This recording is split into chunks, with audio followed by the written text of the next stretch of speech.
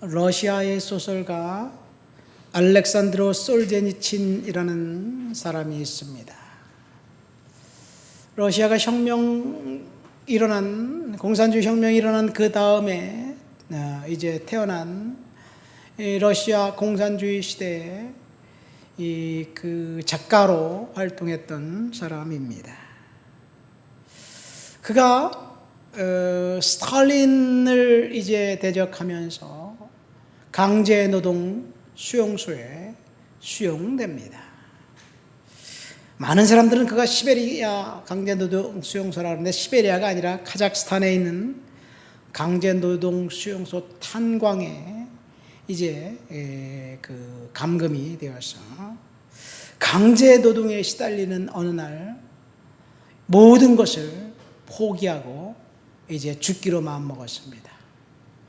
하나님을 믿는 사람이었기 때문에 자살해 죽기는 그렇고 이 삽을 내려놓고 관리인에게 이제 저항했다가 감시관에게 맞아 죽자 그렇게 결정한 거예요.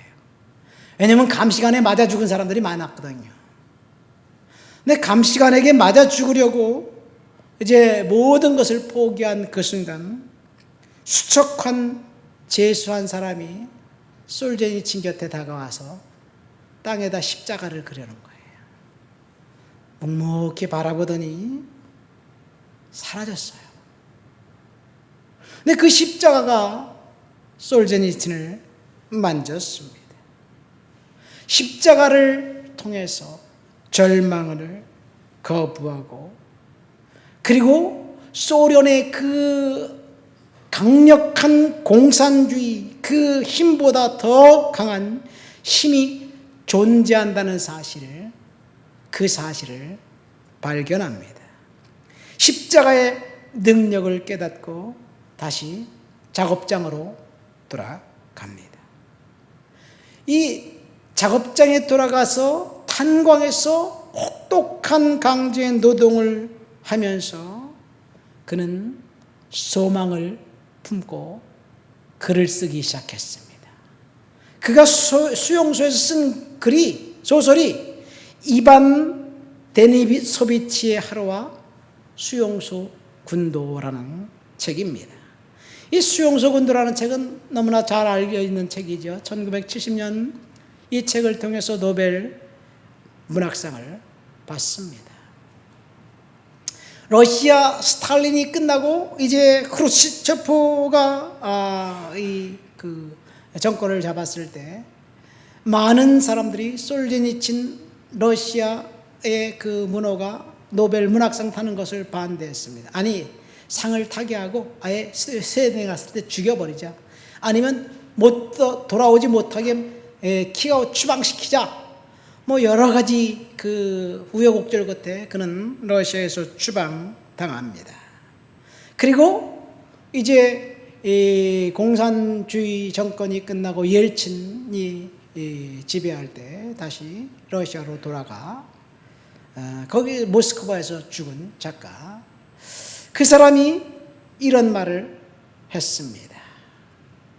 사람들이 하나님을 잊어버렸기 때문에 비참한 그 재앙이 닥쳤다. 이 솔제니친이 강연에서 이런 말을 했습니다. 약 반세기 전 내가 어렸을 적에 러시아를 덮쳐 몰락하게 만든 커다란 재앙에 대한 이유를 나이 드신 어른들로부터 들었습니다. 그것은 우리가 하나님을 잊어버렸기 때문에 일어난 일들입니다. 한숨 짓는 노인들이 말합니다. 지난 50년간 혁명의 역사를 연구하면서 나는 수백 권의 책을 탐독했고 수백 명의 증인들을 찾아 증언을 들었는데 러시아 혁명이 남긴 잿더리와 잔해 속에서 6천만 명이나 되는 사람들이 죽은 이유는 살해당한 이유는 러시아 사람들이 하나님을 잃어버렸기 때문이다 라고 이야기합니다.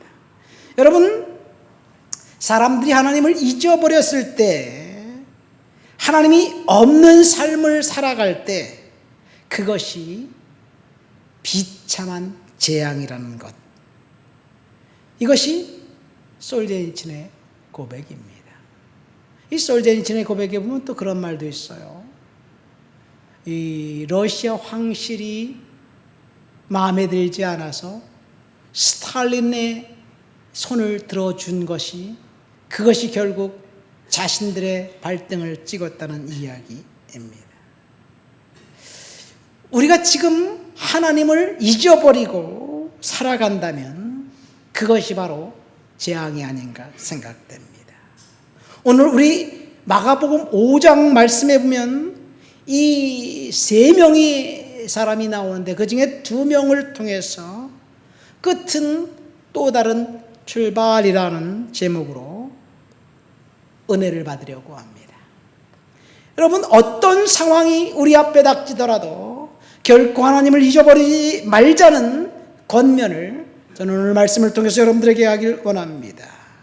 모든 것이 끝났다고 생각하는 그 상황이 우리에게 닥쳤을지라도 하나님은 끝이 아니라고 말씀하시고, 하나님은 거기서 다시 시작하시겠다고 말씀하시는데, 왜 우리가 스스로 마침표를 찍고 이젠 끝났어, 이젠 더 이상 할 수 없어 라고 생각하면서 포기해야 할까요?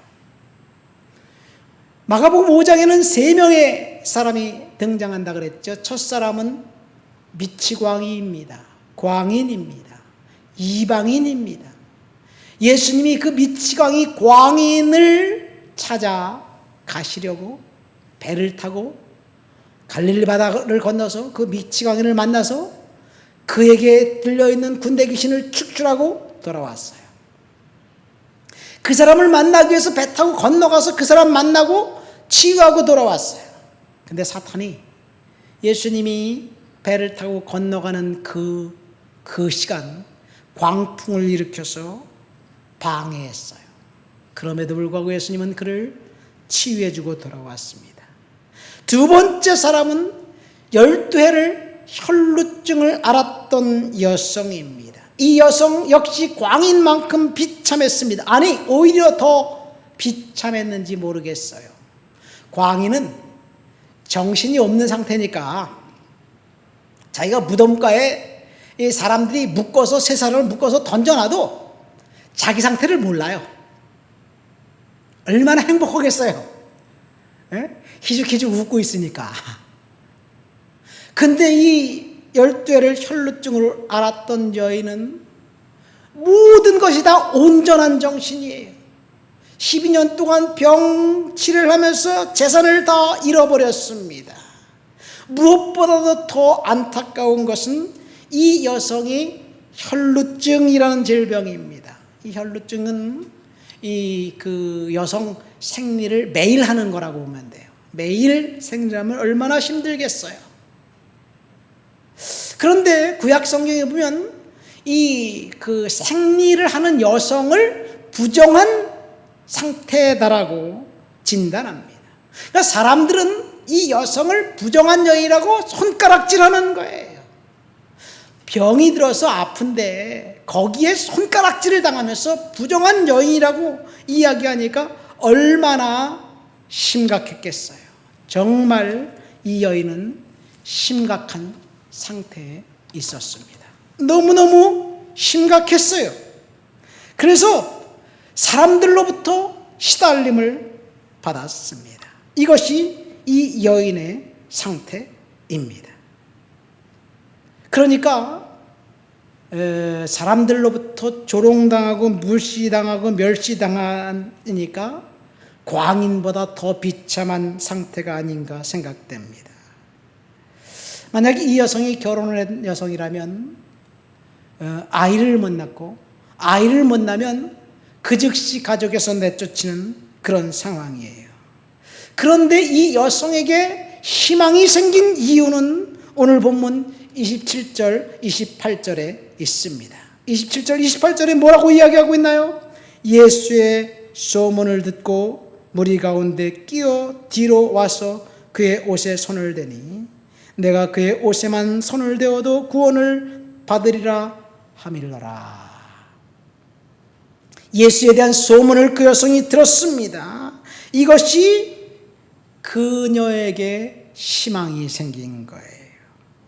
내가 만약 예수님의 옷자락에 손을 대기만 한다면 나는 구원받을 수 있을 것 같아. 내 질병은 치유받을 수 있을 것 같아. 그런 믿음이 생겼습니다. 그래서 이 여성은 예수님에게 갔습니다. 수많은 군중들을 이제 헤집고 예수님에게 가서 예수님의 옷자락을 만졌어요.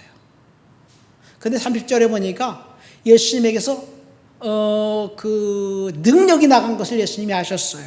이상한 능력이 나간 것을 아시고 예수님이 수많은 사람들 앞에 누가 내 몸에 내 옷에 손을 대었느냐 질문합니다. 여러분, 예수님에게 능력이 빠져나간 이 사실, 특별한 방식으로 하나님이 그 여성을 만져주신 거예요. 여기서 말한 능력은 영어로 파워고 헬라어 원어로는 두나미스예요.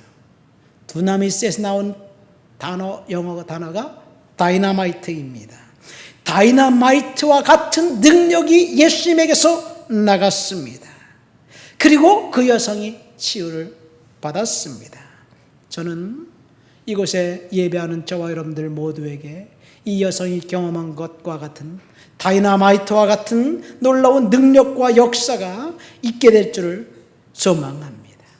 하나님께서 저와 여러분들에게 능력을 주시고 권능을 주십니다. 하나님 앞에 예배를 통해서 갈망하는 자들에게, 원하는 자들에게 주님께서 능력을 주실 거예요. 이 여성이 내가 주님의 옷자락에 손을 만지기만 하면 나는 치유받을 수 있을 것 같아, 이런 생각을 했을 때 많은 사람들을 헤집고 예수님의 옷자락에 손을 만지는 것이 쉬웠을까요? 우리는 그거 어렵겠어. 그런데 사실은 이 여성은 사람들이 부정하다고 손가락질 당하는 여성이에요. 부정한 사람이 만지는 것은 다 부정타요. 그래서 수많은 사람들을 헤집고 들어가면서 많은 사람들을 만지면 그 사람들이 다 부정타는 거예요. 근데 사람들이 너 부정한 여인 아니냐? 알아봤다면 이제 이 여성은 곤란한 상태에 빠지는 거예요.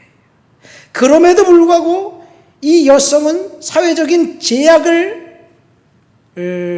무시하고 주님께 찾아갔다는 것. 이것이 특별한 그 여성의 믿음이었습니다. 군중들을 생각한 것이 아니라 주님을 바라보았어요. 오늘 설교 제목이 뭐예요? 끝은 또 다른 출발이라는 제목이에요. 이 여성은 12년 동안 모든 재산을 다 탕진했습니다. 허비했습니다. 이제 남은 것이 아무것도 없습니다. 이제는 끝났다 생각할 때 그 여인이 들은 것은 예수에 대한 소문이었고, 예수에 대한 소문을 들었을 때 잃어버렸던 것을 주님을 통해서 다시 회복하게 된 사실을 믿으시길 예수님의 이름으로 축원드립니다. 건강을 잃고 가족을 잃고 그리고 재산을 잃었고 모든 것을 다 잃어버렸어도 괜찮습니다. 뭐만 찾으면 돼요? 믿음만 있으면 됩니다. 예수님을 믿는 믿음, 내가 예수님의 옷자락에 손을 대기만 해도 주님이 나를 치유해 줄 것이라는 그 믿음만 있으면 됩니다. 저와 여러분들에게 우리가 다 잃어버린다 할지라도 믿음만을 붙들고 우리는 승리해야 될 줄 믿습니다. 마지막 본문에 나온 세 번째 사람은 이제 이 두 사람과는 전혀 다른 위치와 지위에 있는 사람이에요. 이 열쇠를 혈루증으로 앓은 여인과 광인의 이름은 없어요. 무명시입니다. 마지막 이 세 번째 사람 회당장은 이름이 야이로라고 되어 있습니다. 이름과 직업이 언급되어 있습니다. 이 회당장이 뭐냐? 이 유대 지방에 이스라엘에 각 마을에 회당이 딱 하나씩 있었어요. 그 회당은 오늘날로 그렇게 생각하면 돼요. 일단 치안을 담당하는 경찰서, 아이들을 공부시키는 학교, 그 다음에 또 그 정부의 그 일을 보는 동사무소나 구청 정도가 돼요. 게다가 안식일이면 하나님 앞에 예배드리는 예배당. 그러니까 회당장이면 경찰서장, 그 다음에 구청장, 그 다음에 학교 교장 선생님 플러스 목사님까지, 거기다 재판장 역할까지 해요. 그러니까 그 마을에서 가장 높은 우두머리예요. 가장 지위가 있는 사람입니다. 그런데 아무것도 염려가 없는 그런 상황, 성공적인 인생을 살아가고 있는 그 여성, 그 남성 회당장에게 공교롭게도 12살 된 딸, 둘 다 12살이네요. 12살 된 딸이 시름시름 앓다가 죽어가고 있습니다. 그래서 이 회당장이 예수님에게 찾아갔습니다. 그리고 예수님께 무릎 꿇고 이제 엎드려 절을 하면서 당신이 주님, 메시아, 선생님, 우리 집에 오셔서 내 딸, 병든 내 딸에게 손을 얹어서 그를 구원하여 살게 해주십시오라고 강청합니다. 이 회당장은 성공적인 인생을 살아가고 있었는데 문제가 그로 하여금 주님에게 찾아오게 했다는 것. 어쩌면 우리가 주님을 만나면 그 만남이 또 다른 희망과 소망이 된다는 사실을 우리에게 알려주고 있습니다. 그러니까 문제는 절망이 아니라 희망의 출발이에요. 문제가 축복입니다. 이 회당장이 만약 딸의 문제가 없었다면 예수님에게 찾아왔을까요? 문제 때문에 주님에게 찾아갔습니다. 예수님의 발 아래 엎드려서 회당장이 요구합니다. 내 딸을 고쳐주십시오. 그런데 여기서 우리 성경 말씀을 자세히 보면 예수님이 그 회당장의 말을 듣고 그래 가자, 내가 네 딸에게 치료해 주겠다, 안수해서 낫게 해주겠다, 이런 말을 했나요? 그런 말이 없어요. 예수님은 회당장의 이야기를 들었는데 그냥 길을 가요. 여기서 우리가 한 가지 발견할 수 있는 것, 예수님이 이 회당장에게 대답은 없었는데 이 회당장은 끝까지 주님을 따라갔다는 것. 주님이 대답이 없어도 끝까지 따라갔다는 것. 두 번째, 따라가다 보니까 방해꾼이 찾아왔어요. 오늘 이 말씀을 보면 먼저 회당장이 예수님에게 찾아왔고 길을 가는데 12의 혈혈증을 만난 여인이 주님 앞에 찾아와 옷자락에 손을 대요. 그래서 그 길거리에서 옥신각신 시간을 지체해요. 그리고 그 여성을 치유를 회복하고 이제 가려고 하니까 회당장 집에서 연락이 와요. 무슨 연락? 딸이 죽었습니다, 이런 연락이 와요. 자, 그러니까 이 회당장은 사실은 주님으로부터 그 어떤 힌트와 응답도 받지 않은 상태에서 계속 주님을 따라가고 있었습니다. 어쩌면 우리들의 상태가 지금 그런 상황이 아닌가 생각됩니다. 아무리 기도해도 주님이 응답해 주겠다, 뭘 어떻게 해 주겠다, 주님께서 말씀이 없을 때, 침묵하실 때 어떻게 해야 될까요? 이 회당장처럼 우리는 계속해서 주님을 따라야 할 줄 믿습니다. 계속해서 주님을 따라가면 하나님께서 이제 하나님의 시간에 하나님의 방법대로 역사해 줄 거예요. 인도해 줄 줄 믿습니다. 하나님의 시간, 하나님의 방법은 달라요. 우리는 그렇죠. 우리가 가장 급한 문제를 안고 있는 사람이라고 생각합니다. 이 회당장 야이로는 자신의 문제가 가장 크다고 생각했어요. 그런데 예수님은 아니다, 네 딸보다 더 심각한 문제가 있는 사람이 있는데 내가 그 사람의 문제를 먼저 해결하고 그 다음에 내가 너의 문제를 그 다음에 해결해 줄 거야, 이런 생각을 하면서 길을 가셨고 마침내 12의 혈루증 앓은 여인을 만납니다. 이것이 오늘 본문의 팩트예요. 그러니까 회당장보다 더 시급한 문제가 있는 심각한 문제가 있었던 그 여인을 만나기 위해서 주님은 그 자리에서 주저하면서 기다리고 있었다는 것. 어쩌면 우리가 지금 위기라고 느끼고 있는 이 순간 우리는 좌불안석이지만 예수님은 아니다. 아직까지 시간이 있어. 아직까지 문제가 그 극계에 달한 시간은 아니야. 내 시간이 되면 내가 해결해 줄 거야. 이런 말씀을 하시면서 주님이 머뭇거리고 있는 것이 아닌가 생각됩니다. 우리는 너무나 급하게 생각한 나머지 금식하고 기도하고 그리고 주님 앞에 매달리지만 그 매달리는 시간조차도 하나님께서 간섭하신다는 사실. 지금 야이로의 상태가 딱 그런 상태입니다. 예수님은 앞으로 나가지도 않습니다. 그런데 급기야 어떤 한 여성이 찾아와서 예수님의 길을 가로막고 예수님과 대화가 진행됩니다. 야이로 입장에서 볼 때는 얼마나 답답했겠어요. 웬 여성이 나타나서 예수님의 앞길을 막다니 참 답답하다, 힘들다, 저 잡것이 나타났네, 뭐 이런 생각을 안 했겠어요?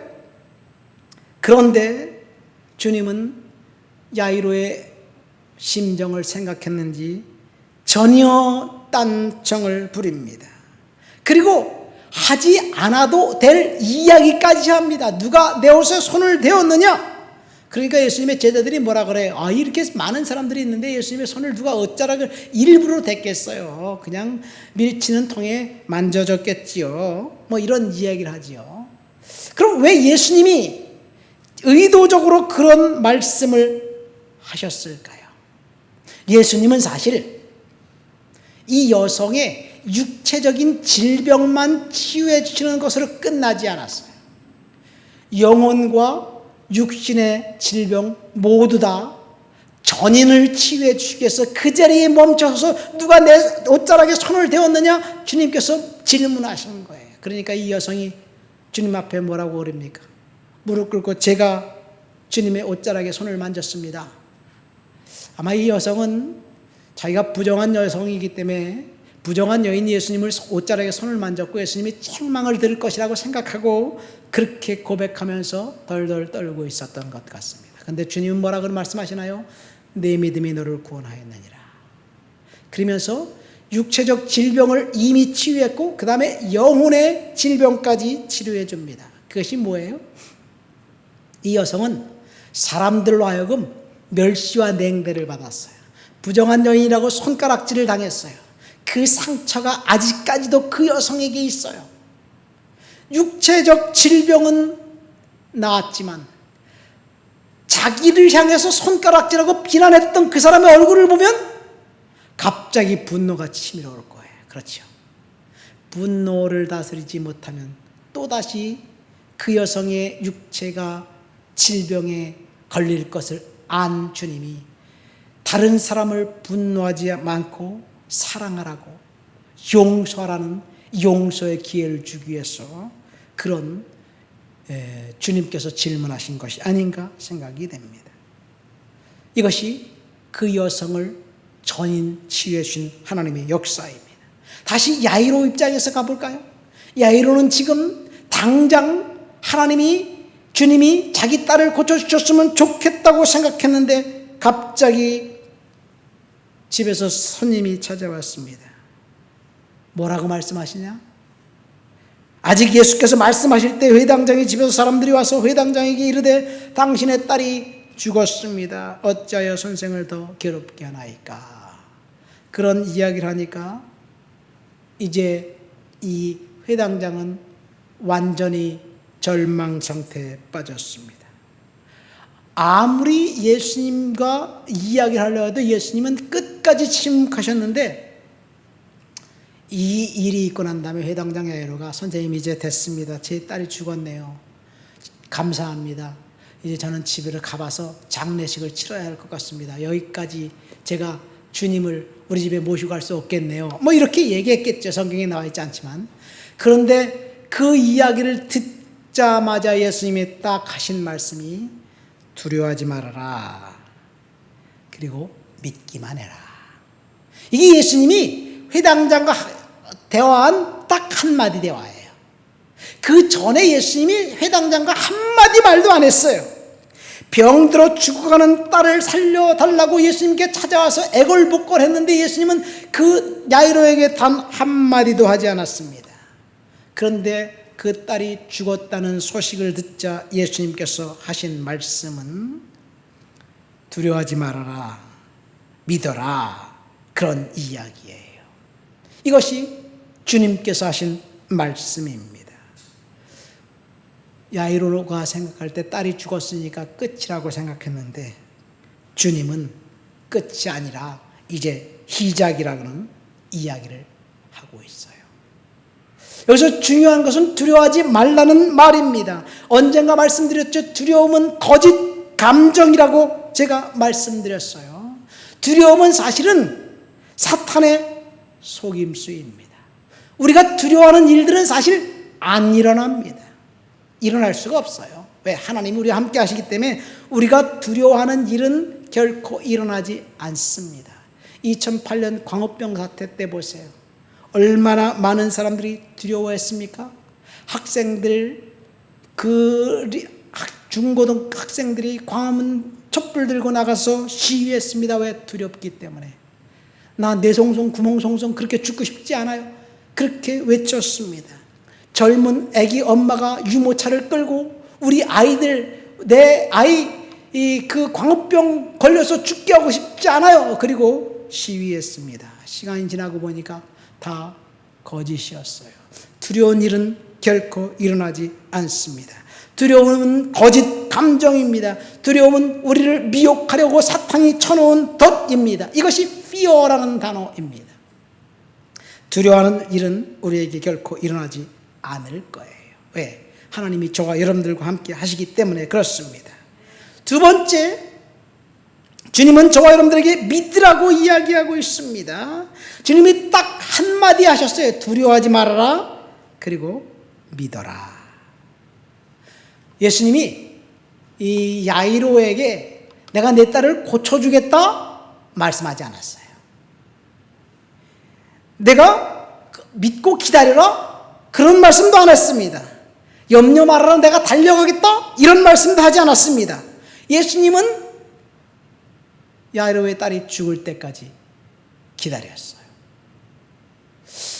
어쩌면 저와 여러분들의 상태가 지금 야이로의 딸과 야이로의 상태와 같지 않을까 생각됩니다. 우리는 지금 당장 문제가 해결되기를 원합니다. 그런데 하나님은 해결이 아니라 더 심각해진 문제가 일어나고 난 다음에 하나님이 해결해 주시겠다고 말씀하실 수도 있어요. 이 알라딘의 요술램프에 보면 알라딘이 더럽고 먼지 낀 흠집난 램프 하나를 발견했어요. 램프를 문질다 보니까 거기에 글씨가 써 있어요. 글씨를 딱 보니까 읽어보니까 구하라 그러면 그것을 얻게 될 것이다. 거기에 성경 말씀이 써 있었어요. 그래서 그 성경 말씀을 딱 읽으니까 갑자기 램프가 진동하더니 램프의 요정이 딱 나타난 거예요. 그러니까 이 알라딘이 혼절했잖아요. 기절했잖아요. 네? 그 만화 영화를 보셨어요? 기절해서 일어났어요. 그러니까 그 요정이 주인님 어째서 나를 부르셨습니까? 이렇게 질문하는 거예요. 내가 너를 불렀냐?